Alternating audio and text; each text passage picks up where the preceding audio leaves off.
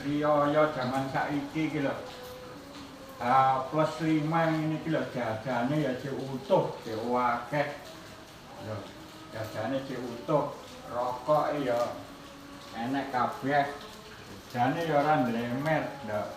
Iki meja kene. Ya padha ae. Lho, kono. Omahku ki wombo duar, dadi iki kursine petang setel iki ya kabeh penuh jajan iki. Lah tapi kok jajane kok ora payu. Paling sing payu kuwi mek rokok ngene iki lho.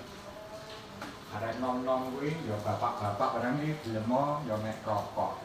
Lah, nggone sampean-sampean kabeh apa ya ngene iki wong plus 5 iki jajane apa ya cek akeh ngene iki. Kene iki sing laku sing lawaris iki ya mek duit.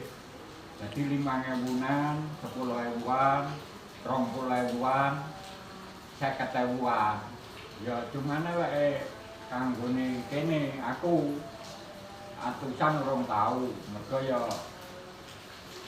nyesuaikne karo kemampuan dhewe. Lah ya ngene iki lho, golek wis omahku ki wong mboten enak iki. Kabeh kursi nek jajane, kabeh meja nek jajane ya kaya kene iki. Tapi kok ora payu. Lah ngene iki lho sesuk sing ngentekne terus sapa? Iki diutuh kabeh. Wis ngono ae.